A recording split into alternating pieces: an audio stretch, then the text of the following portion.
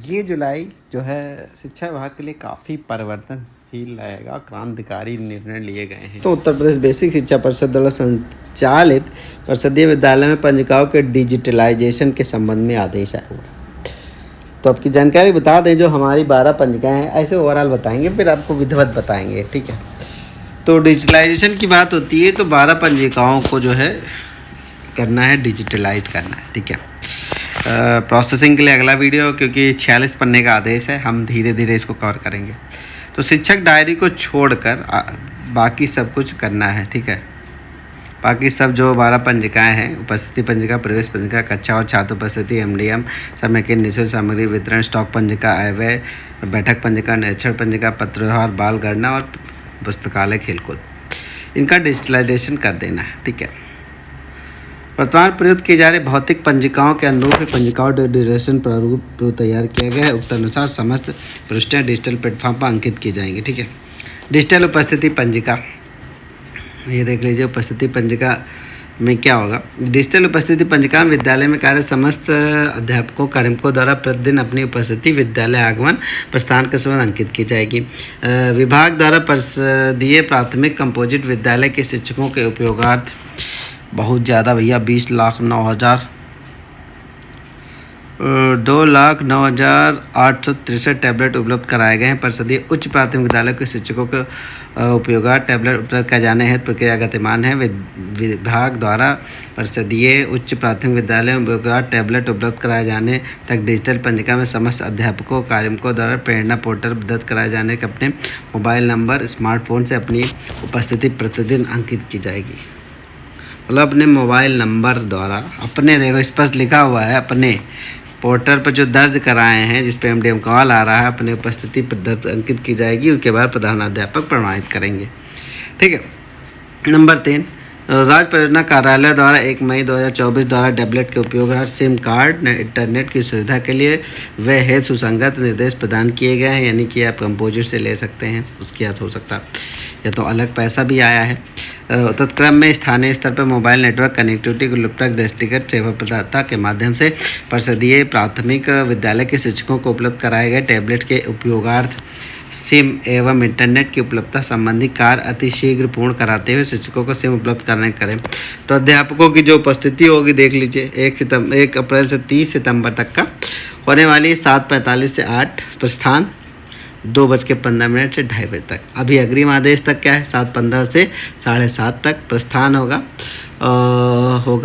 1:30 से 1:45 तक, ठीक। दिनांक 1 अक्टूबर से 31 मार्च तक का जो है 8:45 से 9 बजे तक, अपराह्न 3:15 से 3:30 तक। कुल मिला के 7:30 से पहले आपको स्कूल पहुंचना है। यानी कि आप जितनी देर 10-5 मिनट का इधर उधर होता होगा, आपको थोड़ा सा टाइम लिए रहना पड़ेगा। टैबलेट स्मार्टफोन को जियो सेफिंग के माध्यम से पहचाना जाएगा। स्मार्ट पोर्टल पर उपस्थित दर्ज कराते समय अध्यापक प्रधानाध्यापक को विद्यालय परिसर में उपस्थित रहना अनिवार्य होगा। विद्यालय में कार्य समस्त शिक्षकों एवं स्टाफ की उपस्थिति का ऑनलाइन प्रमाणीकरण प्रधानाध्यापक द्वारा किया जाएगा, ठीक है। डिजिटल प्रवेश पंजिका का देख लीजिए क्या होगा। नाम, लिंग, जन्म, माता पिता विवरण, आधार संख्या आदि। यानी कि इस पंजिका में बच्चों का नामांकन के समय संपूर्ण विवरण जो है दर्ज किया जाएगा। बच्चों को प्रेरणा पोर्टल नामांकन कराने पर सिस्टम द्वारा यूनिक आईडी प्रदान की जाएगी, जिसे प्रधानाध्यापक द्वारा डिजिटल पंजिका को अंकित किया जाएगा।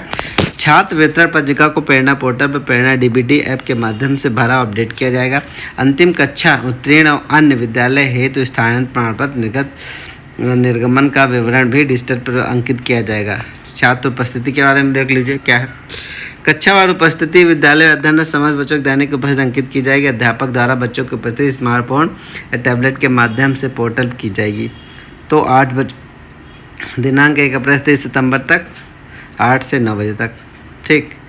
और ये अग्रिम आदेश तक का जो आदेश है 7:30 से 8:30, और दिनांक 1 अक्टूबर से 31 मार्च तक का है 9 बजे से 10 बजे तक, ठीक है। अब एमडीएम पे आ जाते हैं। एमडीएम पंजिका में मिड डे मील संबंधी समस्त विवरण यथा लाभार्थी संख्या, मेन्यू का अध्ययन परिवर्तन, लागत आदि का विवरण यथा समूह अंकित किया जाएगा। प्रतिदिन मध्याह्न भोजन के उपरांत उक्त पंजिका अनिवार्य रूप से अध्ययन की जाएगी। दिनांक 1 अप्रैल से 30 सितंबर तक एमडीएम पंजिका मध्याह्न 12 बजे तक तथा दिनांक 1 अक्टूबर से 31 मार्च तक अपराह्न 1-1:30 बजे तक अनुनाद से अद्यतन की जाएगी।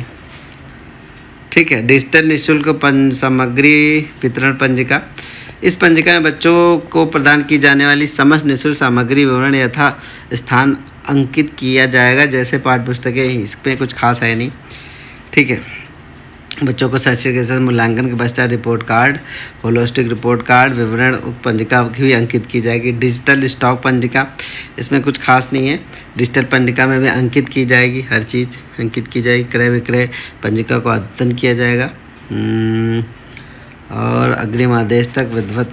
चलिए, स्टॉक पंजिका हो गया। डिजिटल आय व्यय वाला भी है, 3 भागों में, एमडीएम, एसएमसी और अन्य। प्राप्त धनराशि का विवरण पहले भाग में, प्रविधि धनराशि का।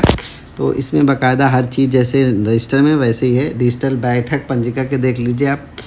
इसमें देख लीजिए एसएमसी शिक्षक अभिभावक समूह का एजेंडा, कारक, फोटोग्राफ्स का भी है मैटर है, फोटोग्राफ भी लेने। उक्त अतिरिक्त बीना मंच, बाल संसद गठन, रसोइयाँ, कार्यवाही, समस्त विवरण पंजिका अपलोड करना पड़ेगा। विद्यालयों में आहूत बैठक उपरांत उक्त डिजिटल पंजिका का अध्ययन किया जाएगा। बैठक में संपन्न होने वाले 24 घंटे के अंदर उक्त पंजिकाओं को प्रधानाध्यापक द्वारा अनिवार्य रूप से अध्ययन किया जाएगा। डिजिटल निरीक्षण, ये भी हो गया।